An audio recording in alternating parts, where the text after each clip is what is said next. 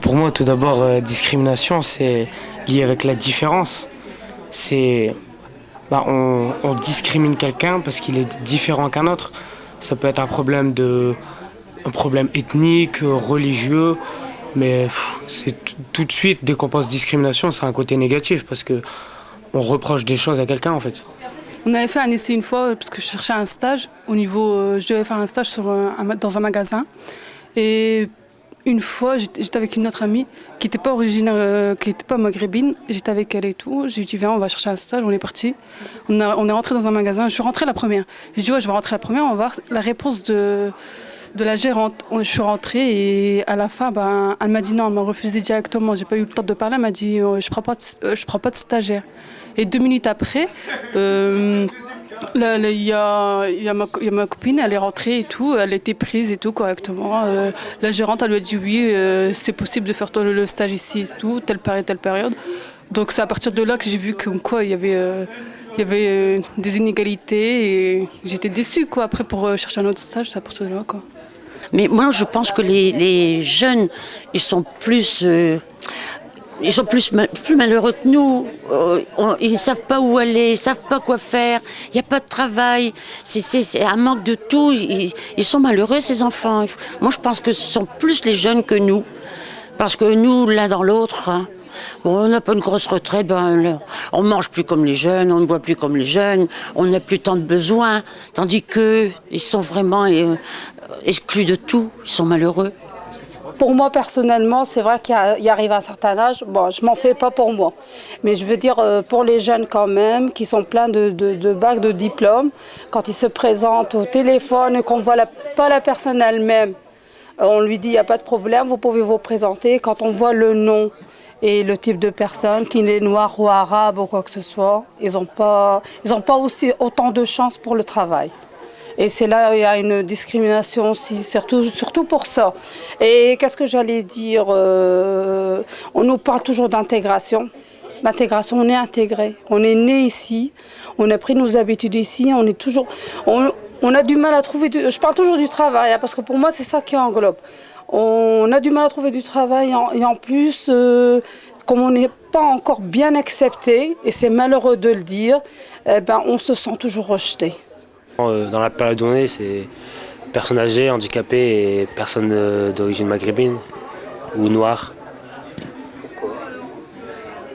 Parce que les personnes âgées, parce que comme ils sont âgés, ils peuvent pas se défendre tout seuls et tout ça, donc on en profite un peu. Les handicapés, c'est pareil. Et après, les personnes noires ou maghrébines, ça dépend des personnes. Il y en a qui disent que voilà, ils sont pas dans leur pays et tout ça.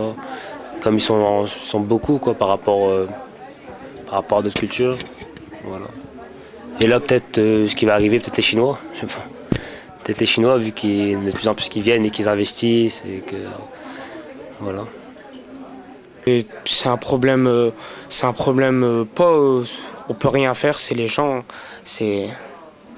Je crois pas qu'il y ait une réelle solution pour ça parce que les gens pensent comme ils veulent, on a une certaine liberté d'expression et puis si quelqu'un veut penser que quelqu'un est différent de l'autre parce qu'il est d'une autre couleur ou d'une autre religion, c'est sa manière de penser. Ce serait juste d'essayer de tous se rassembler et puis de changer l'esprit des gens en faisant des bonnes choses. Restez comme ça. Déjà, vous n'êtes pas d'accord. Il n'y a pas de dialogue. Est-ce qu'il y aurait moyen de tenter, monsieur aussi, est-ce qu'il y aurait moyen, si vous étiez à la place, vous feriez quoi? Ne le dites pas, venez essayer de le faire. Applaudissez madame, c'est la... Allons-y, c'est parti. Voilà, tu l'appelles? Oui, je l'appelle. Ok, t'appelles le premier qui figure là, d'accord? Vas-y. Allô, bonjour. Oui, bonjour. Voilà, donc je me présente, mademoiselle Nachi Hanan, en fait. Oh, oui, bon. Oui, non, je sais pas. C'est complet pour C'est cet complet. été. Oui. Ça paraît bizarre. J'ai un collègue qui a téléphoné tout à l'heure avec un nom français et apparemment vous avez de la place encore, pas mal de place. Ah, Oui. c'est possible. Donc voilà, je voudrais que vous vérifiez dans votre cahier pour voir s'il y s'il y a bien des places, parce que je suis sûre et certaine qu'il y a encore des places de disponibles. Écoutez, moi, je suis libre d'accepter qui j'ai envie aussi, non Oui, exactement, madame. Mais bon, je pense que vous êtes là aussi pour travailler. Si vous voulez faire de l'argent, madame, veuillez accepter notre demande, sinon ça va aller très loin. Oui, bah, ça va le petit peu, ça vous menacez. Attendez, vous menacez, madame? C'est peut-être une menace, oui. Oh bah, si vous menacez, j'ai d'autant envie de vous prendre chez moi, dites donc. Oh non! Ah non, mais attendez, madame, vous avez même pas essayé à un moment de nous prendre, vous savez même pas qui on est, j'ai juste dit mon nom, mon prénom, et déjà là vous êtes choqués, déjà là vous... Bah, j'en sais déjà suffisamment pour pas trop avoir envie de vous avoir en moi vacances. aussi, madame, Hein. bah, finalement, je raccroche, j'ai plus envie d'aller chez vous. Ah.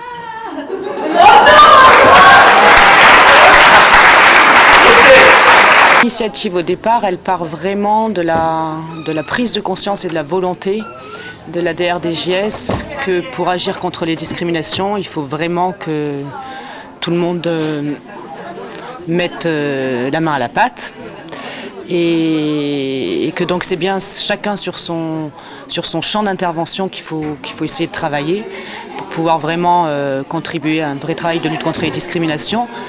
Donc depuis 2006, plus particulièrement, on a décidé de mettre en place un travail global de lutte contre les discriminations liées au fonctionnement des accueils de loisirs. Donc pour ça, on s'est mis autour d'une table avec l'ACCE, anciennement FACILD, et le comité régional, le CRAGEP, comité régional des associations jeunesse éducation populaire.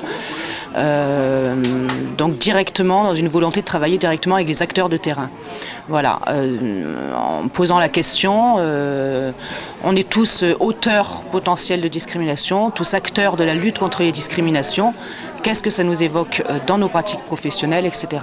Donc dès le départ, on a mis en évidence, au-delà de l'aspect théorique, institutionnel, juridique, l'intérêt de l'outil Théâtre Forum sur ces questions-là, pour que vraiment tout le monde puisse prendre part au débat dans un contexte très précis et défini.